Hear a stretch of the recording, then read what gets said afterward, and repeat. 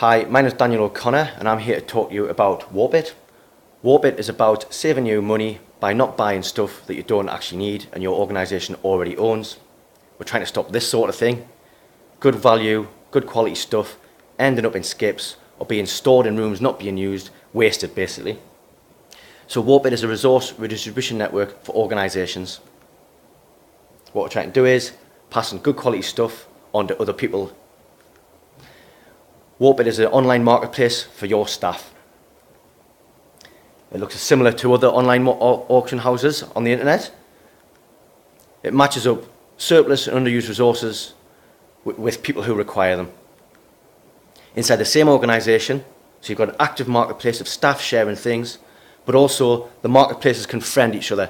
So, like on Facebook, when you friend somebody, you can see their drunken holiday photos. On WARPit, when a marketplace friends another marketplace, staff can see which each other have surplus.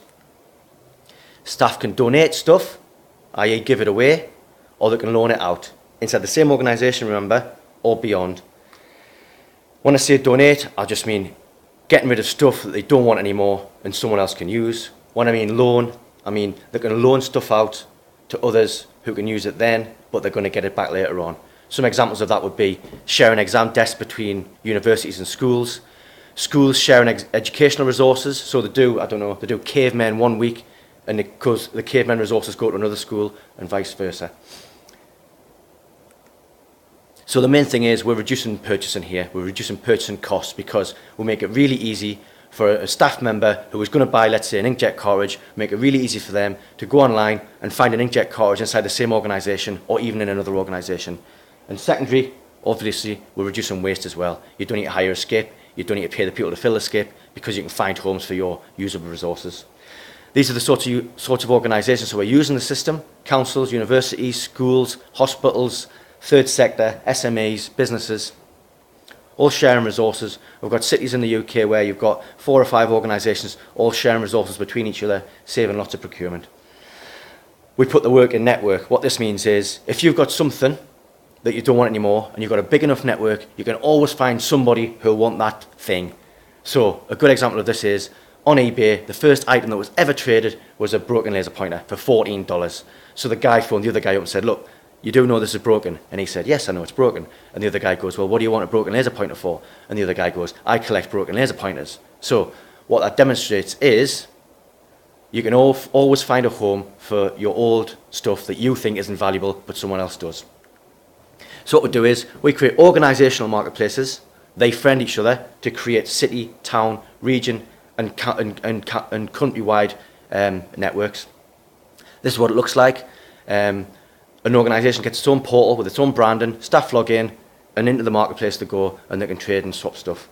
That's what it looks like. You click on it, you click into the image, and it tells you more detail. All the necessary information is there, so you can go about doing the transfer. Any staff who are logged in get a daily roundup telling them what's gone on that day, and they can log in and claim from their email. There's all sorts of stuff on there. It's a lot of furniture, but there's also lots of high-tech equipment, lots of lab equipment, specialist items, engineering stuff, any physical resource really. The strangest item I've ever seen on there is actually a blow-up sumo outfit, very weird. But we also get stuff like shoes, textiles, any physical resource basically. If you claim an item, you'll get an email saying, "Have you collected it yet?" And you just then update the status to "Yes, I've collected it." Or if you don't want it anymore, click "No," and it'll get relisted into the system.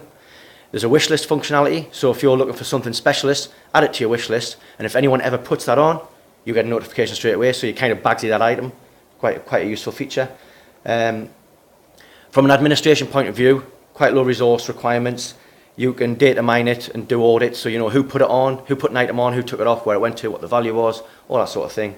The system sets up the facility so it deals with the liability aspects, so that the contributor and the claimant know exactly what's expected of them. Some items are more risky than others, for example electronics, so the system can allow the administrator to turn electronics off altogether, or just keep electronics within the organisation.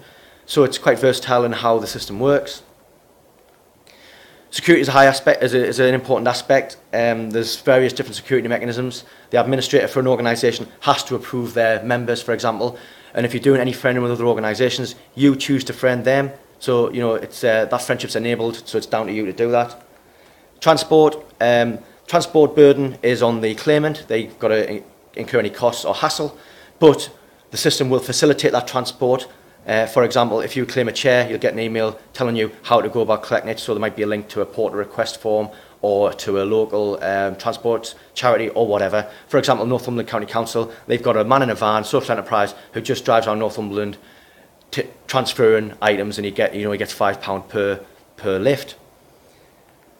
Storage option. If you don't want to share with anybody else, that's fine. The system will act as a stock management system, and you can put stuff into stores and you'll know what's in, and people can still view it online and be able to claim it straight from the store. Sharing. You don't have to share with anybody if you don't want to. You can keep it a private network, or you can choose certain organisations that you might want to be friends with.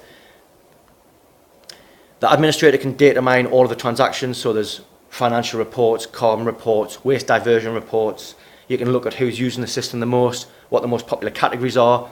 For example, on this slide, 27% of the categories on this marketplace are storage items. So what you need to do is you tell procurement, stop buying storage stuff, we've got too much already. So there's lots of data analyticals you can look at. So basically for me, in summary, the benefit of this is that you reduce your procurement costs. We've got some pretty significant savings coming out of customers, usually around £5,000 a month.